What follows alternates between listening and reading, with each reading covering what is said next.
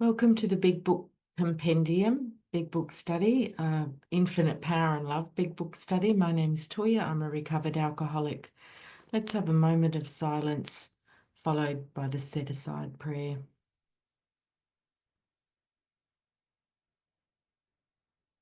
God, please help me set aside everything I think I know about you, about me, about my fellow man, about the 12 steps, and please allow me to gain a fresh new vision, perspective and understanding of what you, what me, what my fellow man and the 12 steps are all about. Amen. The Big Book Compendium is not affiliated with AA, CA, DAA or any other 12-step organisation, nor are we bound to any fellowship by association. Our groups are bound together in the love we all share for the Big Book and the program of recovery contained in it. We are simply a virtual fellowship hall where all are welcome regardless of their addiction or imperfections. And from page 60 of the basic text of Alcoholics Anonymous, affectionately known as the Big Book, describes what Big Book Compendium is all about. In addition to these casual get-togethers, it became customary to set apart one night a week for a meeting to be attended by anyone or everyone interested in a spiritual way of life. So the format is I will lead us through a few pages of the Big Book, and which is recorded. That will go for 1 hour's duration. And after that, if anyone wants to stay on and have a share or some question and answers for 15 minutes at the end, you're welcome to stay on. So we are in the doctor's opinion, Roman numeral XXX or 30. And so just quickly recapping last week, of course, doctor's opinion describes the problem. So we need to know what the problem is if we're going to apply the solution. And we talked about the bodily allergy and the obsession of the mind. The twofold illness, sometimes referred to as the threefold illness if we consider the spiritual sickness or the spiritual malady as the third part of the illness. And what else? We looked at that key section on Roman numeral 29 XXIX on the preceding page.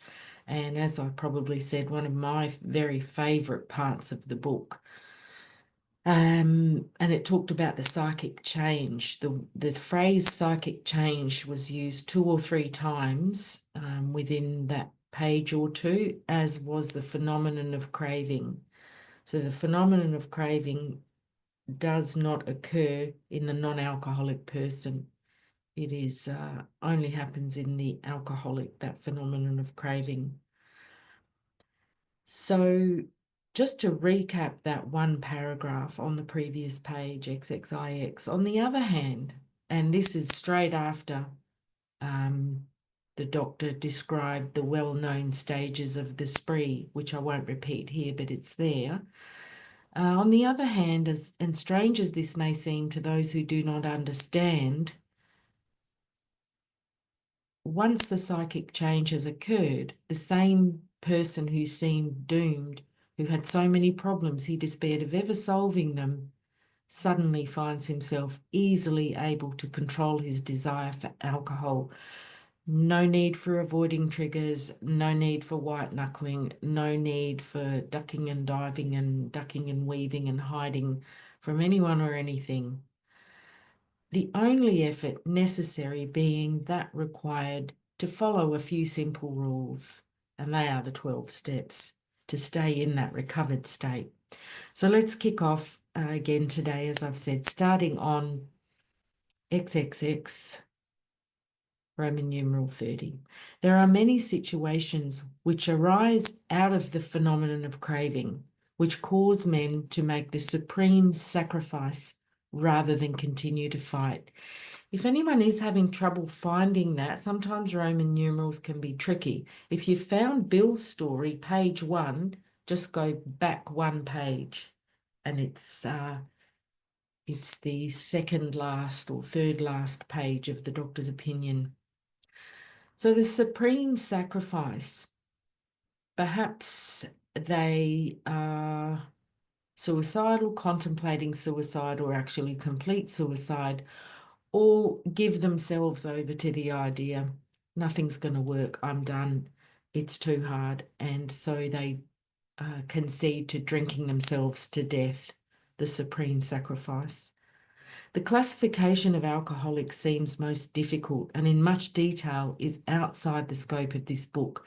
There are, of course, and here we often number those 5 types of alcoholics. So welcome everyone, my apologies, but especially anyone who's new to Alcoholics Anonymous and maybe, and I'm saying Alcoholics Anonymous, and the preamble says we're not here affiliated with any, but I'm a sober member of AA. It's just habit to talk about AA, but if you hear from other fellowships, welcome, welcome, welcome. Same melody, you know, spiritual melody, it's there. One of my sponsees once said it's there in all human beings, and maybe that's explains the proliferation of so many 12-step groups and programs. So if you wanted to put a little 1 in a circle at this one, the psychopaths who are emotionally unstable. We are all familiar with this type. They are always going on the wagon for keeps. They are over remorseful and make many resolutions, but never a decision. And 2, the next one, there is the type of man who is unwilling to admit that he cannot take a drink. He plans various ways of drinking. He changes his brand or his environment. And 3, there is the type who always believes that after being entirely free from alcohol for a period of time, he can take a drink without danger. Back in history, commonly known as a dipsomaniac, nowadays a binge drinker or a periodic drinker. Number 4, there is the manic depressive type, who is perhaps the least understood by his friends and about whom a whole chapter could be written. And 5, then there are types entirely normal in every respect, except in the effect alcohol has upon them. They are often able, intelligent, friendly people.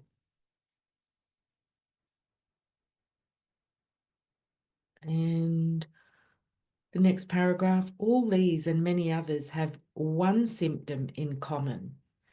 Now, sometimes in the big book, they use language which is, I suppose, grey areas. Sometimes, perhaps, maybe, and sometimes it uses language which is absolute.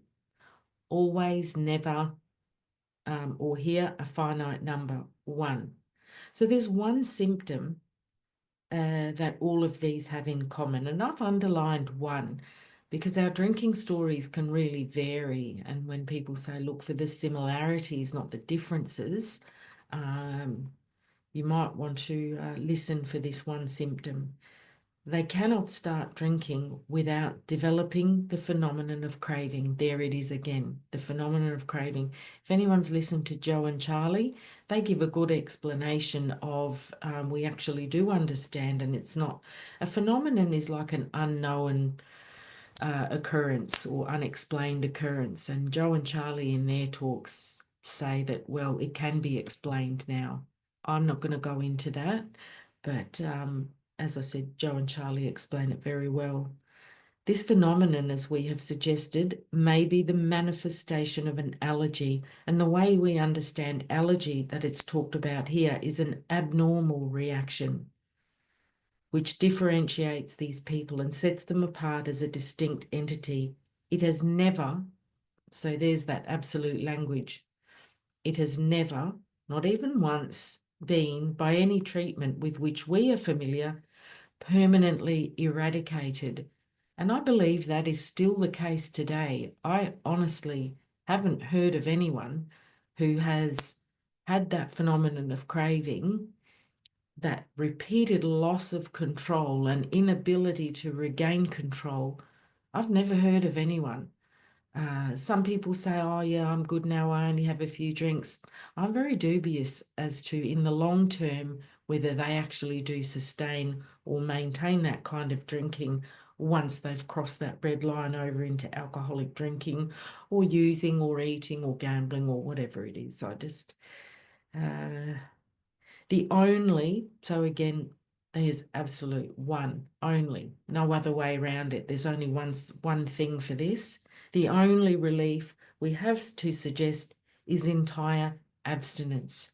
No alcohol, not in any form, not even one. So it's pretty clear. And this takes me right way back to when I first read the big book. And I was just relieved. I was relieved. I mean, I was grateful, and I still am grateful that I was so beaten and smashed down that the fight was knocked out of me. I wasn't looking for a fight anymore. I wasn't looking for an argument. I wasn't looking to prove anyone wrong. So when you told me the only relief we have to suggest is entire abstinence, I was willing to accept that. I was willing, it was really a gift, the grace of God, that I could see the truth here, walking, talking, breathing examples that this is the only way. And still to this day, almost 31 years later, I'm very one-eyed about this 12-step solution. Let's continue on the last paragraph on XXX, Roman numeral. This immediately precipitates us into a seething cauldron of debate. Cauldron, just a great big soup bowl kind of thing, pot. Much has been written pro and con, but among physicians, the general opinion seems to be that most chronic alcoholics are doomed. What is the solution? Perhaps I can best answer this by relating one of my experiences. About 1 year prior to this experience, a man was brought in to be treated for chronic alcoholism. He had but partially recovered from a gastric hemorrhage and seemed to be a case of pathological mental deterioration. He had lost everything worthwhile in life and was only living, one might say, to drink. He frankly admitted and believed that for him there was no hope. And I believe we're talking about Hank Parkhurst here. No? I'm seeing someone shaking their head. The unbeliever. I've got Hank Parkhurst written here. Anyway, it is. Now I'm getting a thumbs up. And so I've actually put a 1, 2, and a 3 here, and I'll tell you why. Because first, number 1, he frankly admitted and believed that for him there was no hope. Here's the strange thing. If you're hopeless, that's good. That's a good thing. Because we'll go on, I'll explain it. Following the 2, elimination of alcohol, so he's detoxed, the alcohol's out of his body, there was found to be no permanent brain injury.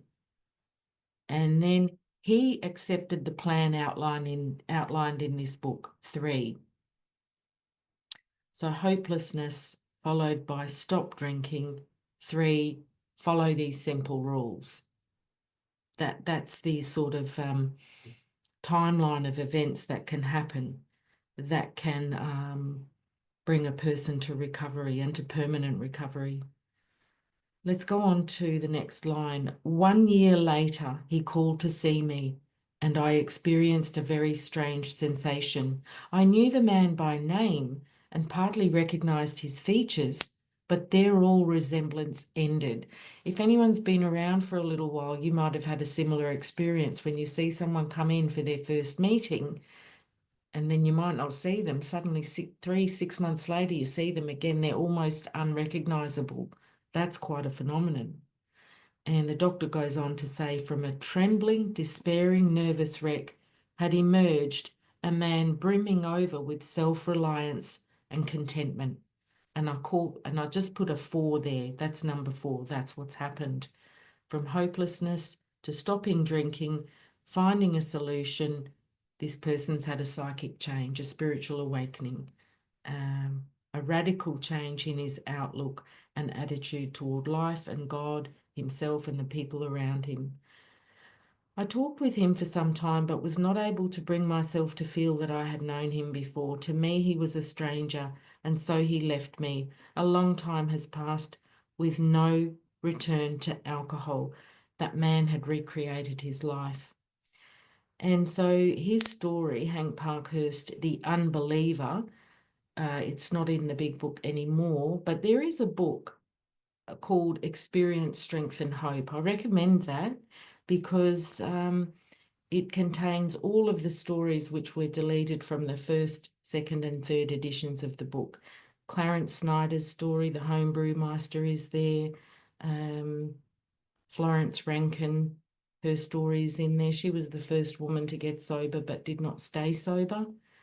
And Hank Parkhurst, sadly, he could have been considered one of the co-founders of AA, but he did drink again. And so sadly, those ones who drank, their stories kind of got deleted over time and sidelined. So the next paragraph. When I need a mental uplift, I often think of another case brought in by a physician prominent in New York. The patient had made his own diagnosis and, deciding his situation hopeless, there it is again, hopeless, number one, had hidden in a deserted barn, determined to die.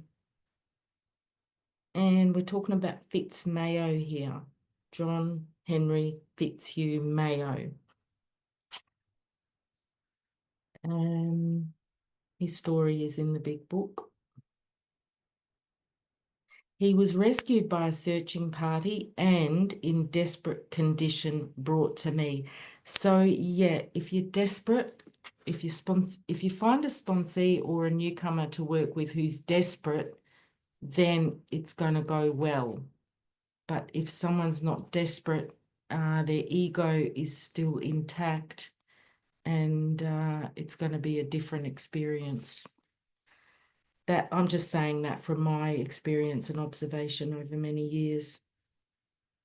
Following his physical rehabilitation, number two, stopping drinking, detoxing, coming off the alcohol, removing alcohol out of the body. Once there's no alcohol in the body, we don't experience craving. There might be a mental obsession, but there's not a craving. Craving is triggered by alcohol in the body. So that craving is then stopped. He had a talk with me in which he frankly stated he thought the treatment a waste of effort, unless I could assure him, which no one ever had, that in the future he would have the willpower or mental control to resist the impulse to drink, the obsession. His alcoholic problem was so complex and his depression so great that we felt his only hope would be through what we then called moral psychology, or a complete change in thinking. And we doubted if even that would have any effect. However, and this is number three, however, he did become sold on the ideas contained in this book, The Steps. He has not had a drink for a great many years. I see him now and then, and he is as fine a specimen of manhood as one could wish to meet. And that's number four. And that's the result of The Steps. I earnestly advise every alcoholic to read this book through. So the book is full of promises, warnings, the solution, directions, prayers. There's a direction or a suggestion, if you like. Read this book through. And I have heard some AA speakers talk about, ripping out the stories out of the back. I disagree with that. Okay, the first 103 pages contains the steps, but the story section is also, in my opinion, very important. The first story section holds part of our history, our pioneer stories. The second set of stories is those what used to be called high bottom drunks, the ones that had the 2 cars in the garage and the career still intact and the healthy bank balance and whatever else they were still fortunate enough to cling to. So anyone who walks into AA and thinks, well, I'm not that bad, they could maybe find identification in the second story section. And of course, the third story section, they nearly lost all the very worst of the worst Skid Row stories, people who thought they were too bad. I'm worse than all of you. There's no way I can recover. I'm the worst. Again, some identification there. Or if you haven't gone that far back, it could be a glimpse into your future if you start thinking about drinking again. Maybe read the third story section. And of course, the book carried the message before the fellowship got into full swing and before there was meetings everywhere. People just got this book and followed the instructions and recovered. No meetings, no sponsors, no nothing, no traditions. They had nothing. And anyway, continuing the last line, and though perhaps he came to scoff, he may remain to pray. And of course, scoffing, ridiculing or making fun of. And that was William D. Silkworth, MD. Absolutely wonderful. And let's go on now and start. Speaking of the story section, well, this isn't the story section, but this is the first example of that storytelling format, what we were like, what happened, what we are like now. Bill's story. War fever ran high in the New England town to which we new young officers from Plattsburgh were assigned, and we were flattered when the first citizens took us to their homes, making us feel heroic. Here was love, applause, war, moments sublime, with intervals hilarious. I was part of life at last, and in the midst of the excitement, I discovered liquor. I forgot the strong warnings and the prejudices of my people concerning drink. In time, we sailed for over there. Over there. I was very lonely and again turned to alcohol. So that was a problem there already. Straight away, here's a problem, red flag. Normal people, if they're lonely, they seek company. But Bill turned to alcohol because he was lonely. Now, don't even get me started. That's just bonkers. That's just bonkers. I'm not even going to go there. Let's just keep going. And I've made a note in my book. The book, Pass It On. Highly recommend it if anyone hasn't read it. The Story of Bill W. I'm going to double back, way back to the second page, just inside the dust jacket. It's got other books. 12 Steps and 12 Traditions, Alcoholics Anonymous Comes of Age, As Bill Sees It, Dr. Bob and the Good Old Timers, Pass It On, Daily Reflections. Highly recommend you read all those books. Maybe they're on audio books. Maybe you can get together with a book study with others if you're like me and have a short attention span and can't focus on your own to read. It's more fun reading these books with other people as well. Recently I went through Alcoholics Anonymous Comes of Age with a group of others, and it really brought it to life, and it was just a wonderful walk through the history. Anyway, I couldn't find my copy of Pass It On, so I'm not going to read it, but page 60, Pass It On, is relevant at this point. But let's move on. So normal people, if they're lonely, easy peasy, find someone to talk to, find some people, get some company, but Bill turns to the bottle. We landed in England. I visited Winchester Cathedral. I know what it is. In the book Pass It On page 60, it describes Bill's experience in the cathedral, a very moving moment for him, a bit of a spiritual moment that he had, which you do get in these kind of buildings, mosques, churches, holy places. Much moved, I wandered outside. My attention was caught by a doggerel, which is a poem, I believe, on an old tombstone. Here lies a Hampshire grenadier who caught his death drinking cold small beer. A good soldier's ne'er forgot whether he died by musket or by pot. Now, pot, of course, we know doesn't mean weed. It's got a different meaning in the context of that age. And the name on the headstone was Thomas Thetcher, which interestingly was similar to Bill's friend Ebby's name, Ebby Thatcher. It's one of those funny little God incidences. But for Bill, it was a bit of a, well, it says on the next line, ominous warning, which I failed to heed. So there was a moment in the cathedral, then he sees the headstone.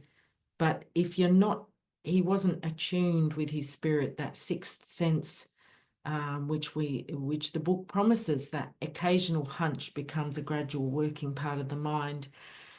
Now, I've just got a little bit of information about this headstone and what it means. There's no evidence that Thomas Thetcher was an alcoholic. In the mid-18th century, most people drank small beer, a weak brew, rather than water, which carried cholera, typhoid, and other diseases. It is likely that the violent fever which killed Thetcher was caused by one of these diseases, which had not been killed off in the making of that particular batch of beer. Ironically, had Thetcher drunk strong beer, which had a higher alcohol content, he would probably have survived. So whether that's accurate information or not, I can't 100% guarantee, but that's what my research brought up. So let's continue with Bill's story, the last paragraph on page 1. 22 and a veteran of foreign wars, I went home at last. I fancied myself a leader, for had not the men of my battery given me a special token of appreciation, my talent for leadership, I imagined, would place me at the head of vast enterprises, which I would manage with the utmost assurance. Speaking there of Bill's grandiosity, his ambition, the next page, page 2. I took a night law course and obtained employment as investigator for a surety company. The drive for success was on. I'd proved to the world I was important. My work took me about Wall Street, and little by little I became interested in the market. Many people lost money, but some became very rich. Why not I? I studied economics and business as well as law. Potential alcoholic that I was, I nearly failed my law course. At one of the finals, I was too drunk to think or write. Though my drinking was not yet continuous, it disturbed my wife. We had long talks when I would still her forebodings or fears by telling her that men of genius conceived their best projects when drunk, that the most majestic constructions of philosophic thought were so derived. So Bill was so deluded, just so deluded there at that point, full of rationalisation and justification about his drinking, and perhaps even just subconsciously. He didn't, I would say he just didn't know what he was dealing with, that he was an alcoholic and how serious the problem already was. But it's early days yet. By the time I had completed the course, I knew the law was not for me. So he's starting something, not finishing it, bouncing from one thing to another. Nothing satisfies, discontent, malcontent. The inviting maelstrom or chaos of Wall Street had me in its grip. Business and financial leaders were my heroes. Out of this alloy or blend of drink and speculation, I commenced to forge the weapon that would one day turn in its flight like a boomerang and all but cut me to ribbons. So his solution, the thing that gave him confidence and made him feel like he could fit in and be one among many, the solution, alcohol, would turn on him and cut him to ribbons. Living modestly, my wife and I saved $1,000. It went into certain securities, then cheap and rather unpopular. I rightly imagined that they would someday have a great rise. I failed to persuade my broker friends to send me out looking over factories and managements, but my wife and I decided to go anyway. I had developed a theory that most people lost money in stocks through ignorance of markets. I discovered many more reasons later on. We gave up our positions and off we roared on a motorcycle, the sidecar stuffed with tent, blankets, a change of clothes, and 3 huge volumes of a financial reference service. Our friends thought a lunacy commission should be appointed. Perhaps they were right. I had had some success at speculation, so we had a little money, but we once worked on a farm for a month to avoid drawing on our small capital. That was the last honest manual labour on my part for many a day. We covered the whole eastern United States in a year. At the end of it, my reports to Wall Street procured me a position there and the use of a large expense account. The exercise of an option brought in more money, leaving us with a profit of several $1,000s for that year. So things were on the up and up. Things were going well. Bill was hitting the marks, hitting success. For the next few years, fortune threw money and applause my way. I had arrived. I put an exclamation mark after that. I had arrived. Finally, he's the number one man. You know, everything he touches is turning to gold. He's living high on the hog. My judgment and ideas were followed by many to the tune of paper millions. The great boom of the late 20s was seething and swelling. Drink was taking an important and exhilarating part in my life. So at that point, drinking was still fun. Lois had some worries, some fears, but he managed to, put her mind at ease with his lovely rationalizations and explanations about men of genius conceiving their best projects when drunk. There was loud talk in the jazz places uptown. Everyone spent in thousands and chatted in millions. Scoffers could scoff and be damned. I made a host of fair weather friends. And sometimes you could put a little tick. Obviously, people are going to be taken through the big book, probably with your sponsor, or maybe you're going through it in this study. Rach also has the Big Book Lovers, 1 p.m. UK time on Thursdays. If anyone wants details of that, send me a message. Rach does a very, very thorough line-by-line big book study there, the BBL, Big Book Lovers.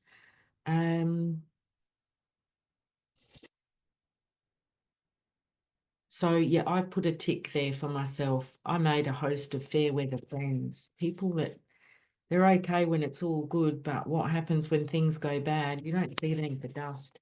And I also had put a tick at, though my drinking was not yet continuous. I didn't drink all day every day or in the mornings or anything. But there were probably people that may have been concerned about it, but often people don't say anything until it gets really, really bad. And so the drinking is moving on now. It's not just fun, but it's assuming more serious proportions, continuing all day and almost every night. It's taking up more time and effort and energy. The remonstrances of my friends terminated in a row, and I became a lone wolf. So what's happened? What's happened here?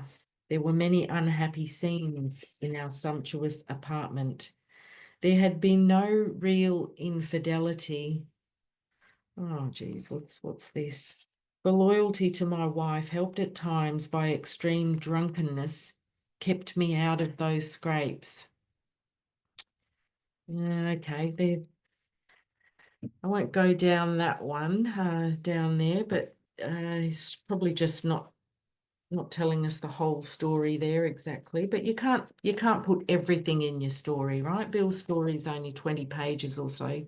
You can't detail every single little thing that happens, 16 pages.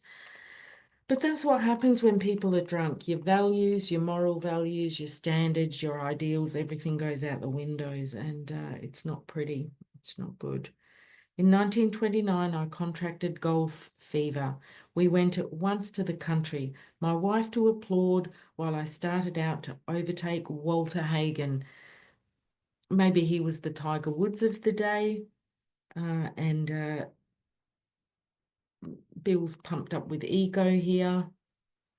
But, you know, maybe he was talented enough. However, he goes on to tell us that liquor caught up with me much faster than I came up behind Walter.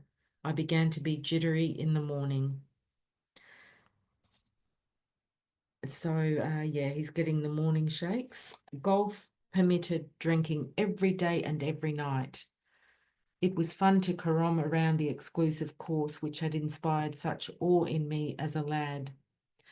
I acquired the impeccable coat of tan one sees upon the well-to-do. The local banker watched me whirl fat cheques in and out of his till with amused scepticism. So Bill was a bit of a chameleon. He could fit in with people wherever he was, and the banker noticed that there was money coming in and money going out. He wasn't saving anything. There wasn't any real wealth building, maybe, from what he could see. And so that club was the Equinox Club, Manchester, right? And one-time president of that club was Robert Todd Lincoln, son of Abraham Lincoln. So Bill was rubbing shoulders with some very important people high up in society, and that would have really fed his ego a lot. Abruptly, in October 1929, hell broke loose on the New York Stock Exchange. After one of those days of inferno, I wobbled from a hotel bar to a brokerage office. It was 8 o'clock, 5 hours after the market closed. The ticker still clattered. I was staring at an inch of the tape which bore the inscription XYZ minus 32. It had been 52 that morning. I was finished, and so were many friends. The papers reported men jumping to death from the towers of high finance. See, high finance is capitalized, and when words are capitalized, often in the book here, it's referring to God. And so many people worship money, and that is their God. And that's why it was people were jumping to their death, because that's what they had invested their faith and trust and meaning in, was money. And they weren't able to face this collapse of the stock market and the loss of their material wealth. That disgusted me. I would not jump. I went back to the bar, which is the kind of suicide, but Bill didn't recognise that or know or understand what he was doing. My friends had dropped several million since 10 o'clock. So what? Tomorrow was another day. As I drank, the old fierce determination to win came back. So he got some liquid courage, and that self-will was there, fierce and determined. Next morning, I telephoned a friend in Montreal. He had plenty of money left and thought I'd better go to Canada. By the following spring, we were living in our accustomed style. I felt like Napoleon returning from Elba. No St. Helena for me. In other words, no defeat. He wasn't going to admit defeat. But drinking caught up with me again, and my generous friend had to let me go. This time we stayed broke. So this tells the story of the progression of the illness. Things are getting worse and worse, and they call alcohol the great remover. Things are being removed from him, things, people, places, situations. We went to live with my wife's parents. So they went to live with Lois's parents at 182 Clinton Street, Brooklyn. I found a job, then lost it as the result of a brawl with a taxi driver. So he's gone from being at the Equinox Country Club, rubbing shoulders with people like the son of Abraham Lincoln, to brawling with a taxi driver in Brooklyn.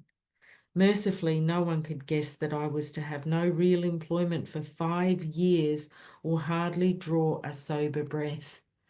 5 years is a long time to be in that kind of state, getting worse and worse and worse.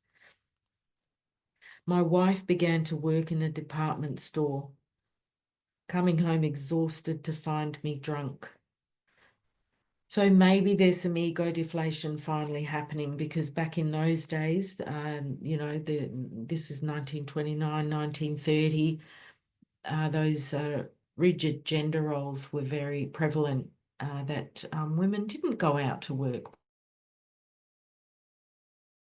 Here's Lois at a department store while Bill is just drunk all day, every day.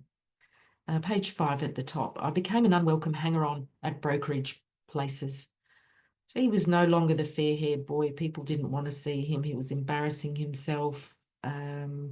Yeah, things had really changed. So yeah, those fair weather friends would be long gone, nowhere to be found. Liquor ceased to be a luxury. It became a necessity. Bathtub gin, 2 bottles a day and often 3 got to be routine. Sometimes a small deal would net a few $100s and I would pay my bills at the bars and delicatessens, sorry. So he was so selfish and irresponsible. He doesn't mention taking some money home to Lois or to Lois's mum and dad. It just all went to the booze. This went on endlessly, and I began to waken very early in the morning, shaking violently. A tumbler full of gin, followed by half a dozen bottles of beer, would be required if I were to eat any breakfast. Nevertheless, I still thought I could control the situation. So that's insanity.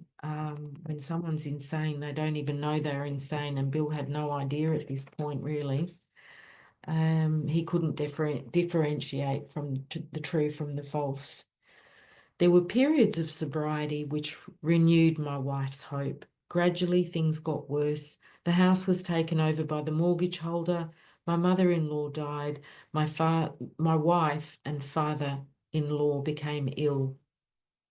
Then I got a promising business opportunity. Stocks were at the low point of 1932, and I had somehow formed a group to buy.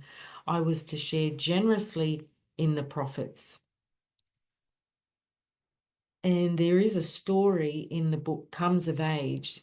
I call it the Lightning Jack story, around page 55 to 56. I have got that book here. Will I read it? Maybe I'll just read that story because it's a really good one about the insanity of the first drink and powerlessness and really what happened to Bill. So I will read from AA Comes of Age 55.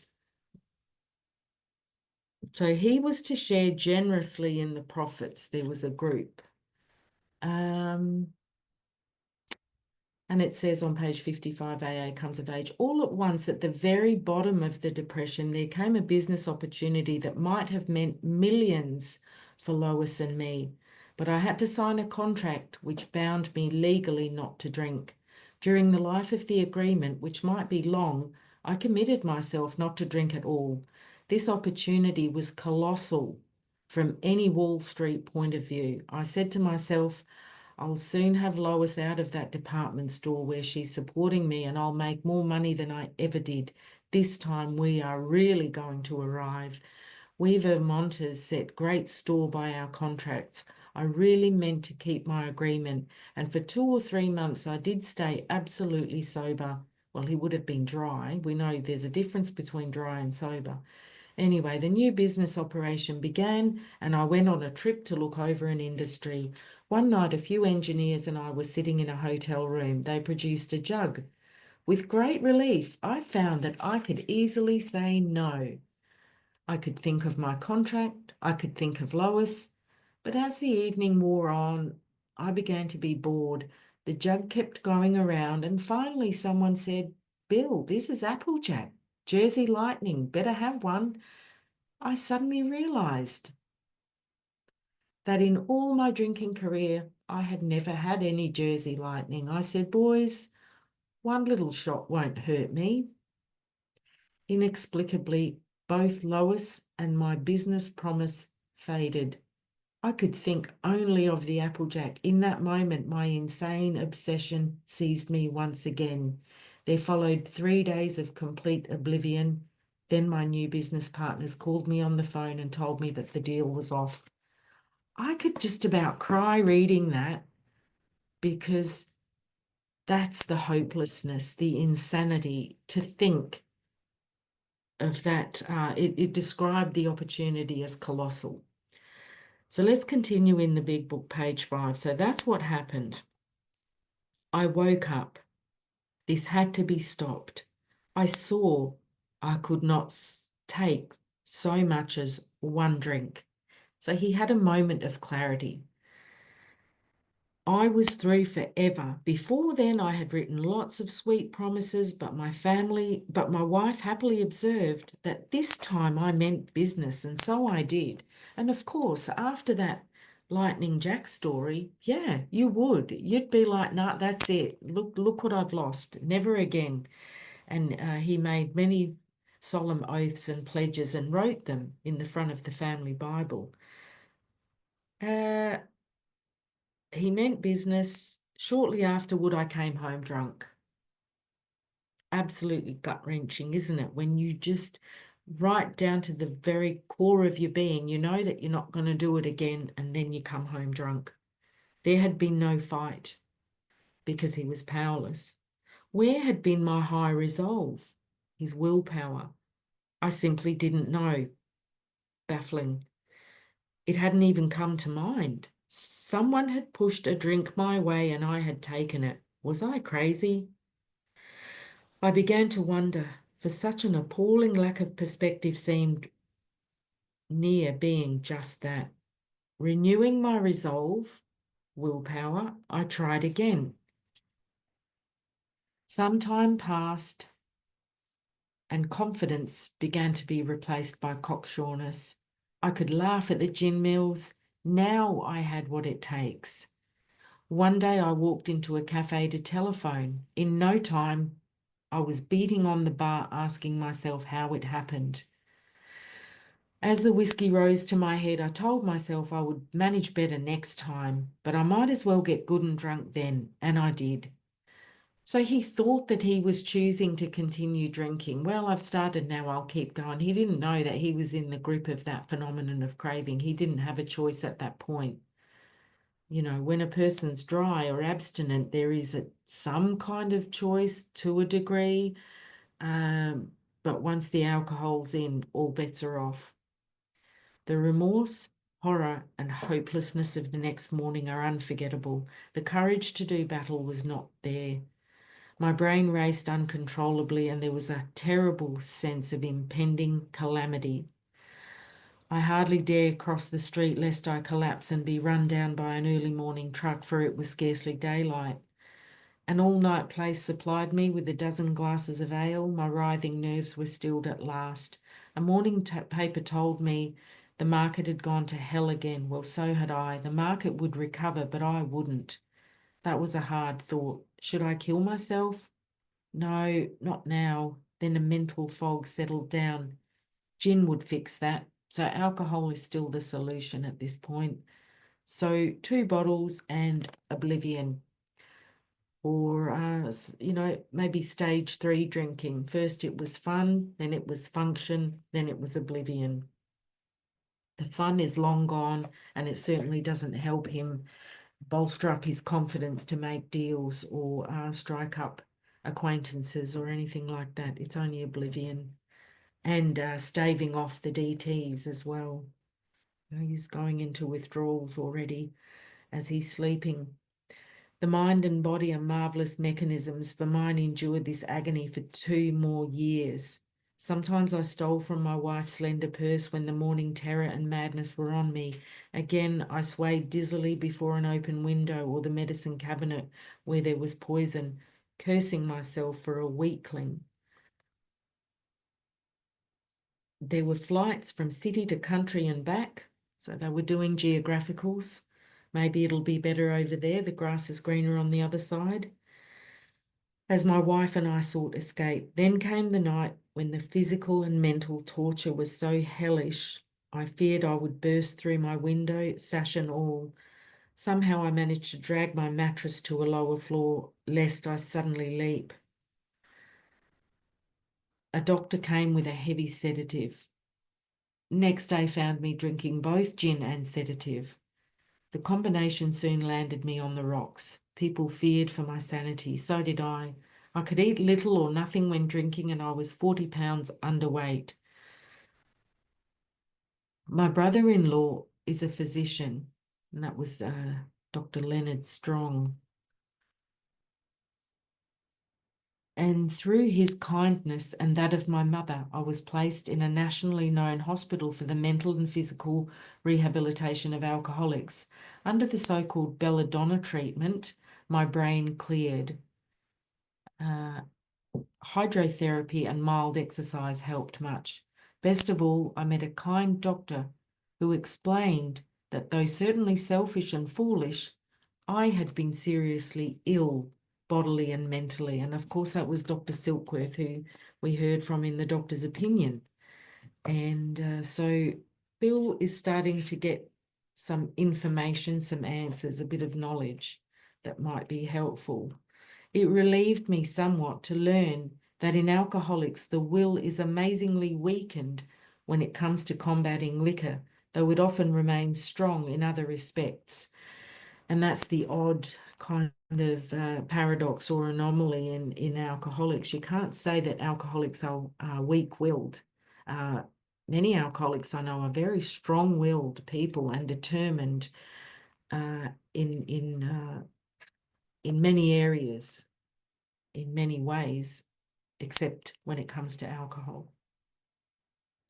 My incredible behaviour in the face of a desperate desire to stop was explained. Understanding myself now, I fared forth in high hope. For 3 or 4 months, the goose hung high. I went to town regularly and even made a little money. Surely this was the answer, self-knowledge. But it was not, for the frightful day came when I drank once more. The curve of my declining moral and bodily health fell off like a ski jump. After a time, I returned to the hospital. This was the finish, the curtain, it seemed to me. My weary and despairing wife was informed that it would all end with heart failure during delirium tremens, or DTs, alcohol withdrawal, or I would develop a wet brain,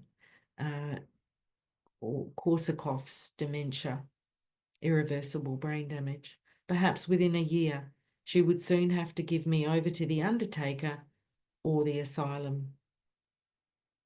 They did not need to tell me. I knew and almost welcomed the idea. It was a devastating blow to my pride. So again, that's actually a good thing. We're getting close to the gold of the real hopelessness, the rock bottom, that paradox, the first paradox in AA. I, at the top of page 8, who had thought so well of myself and my abilities, of my capacity to surmount obstacles, was cornered at last.